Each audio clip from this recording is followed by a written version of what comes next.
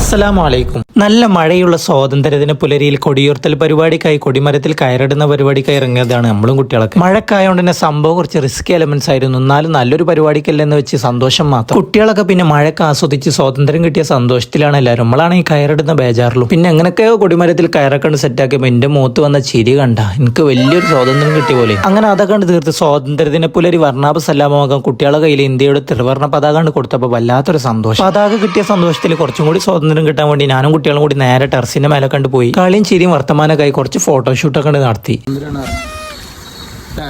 പിന്നെ നമ്മളെ പ്രധാന പരിപാടി ഇന്ത്യയുടെ ത്രിവർണ്ണ പതാക വാനിലുയർത്താൻ വേണ്ടി നമ്മളെല്ലാവരും കൂടി കൊടിമരത്തിനടിയിൽ ഹാജരായി. അവിടെ വെച്ച് ബഹുമാനപ്പെട്ട ഉസ്താദുമാർ കൊടിയുയർത്തൽ കർമ്മം നിർവഹിച്ചു. എന്റെ മക്കളെ ഞങ്ങളോട് പറയാം, ആ കൊടി ഇങ്ങനെ വാനിൽ വരുമ്പോൾ ഏതൊരു ഇന്ത്യക്കാരനും സന്തോഷിക്കാൻ പറ്റിയ അഭിമാനത്തിന്റെ നിമിഷമായിരുന്നു. അതെ, ഇത് നമ്മുടെ രാജ്യം, നമ്മുടെ ഇന്ത്യ, നമ്മുടെ സ്വാതന്ത്ര്യം. അത് കഴിഞ്ഞ് വൈകുന്നേരം SOS നടത്തുന്ന സ്വാതന്ത്ര്യദിന പരിപാടിക്ക് എത്തിയതാണ് നമ്മളെല്ലാവരും കൂടി. സംഭവം അത്യാവശ്യം വലിയ പരിപാടി തന്നെയായിരുന്നു. ബഹുമാനപ്പെട്ട ജമലുൽ തങ്ങൾ, ഷാഫി പറമ്പിൽ, അൻവർ മുഹിയുദ്ദീൻ ഹുദവി ആലുവ, അങ്ങനെ ഒട്ടനവധി മത നേതാക്കളും രാഷ്ട്രീയ നേതാക്കളും പങ്കെടുത്തൊരു പരിപാടിയായിരുന്നു. പിന്നെ നമ്മക്കൊക്കെ സന്തോഷിക്കാൻ വകയെ നമ്മളെ കുട്ടികളുടെ ദേശീയഗാനവും ഭക്തിഗാനൊക്കെ പാടിയ സംഭവം കളറായി.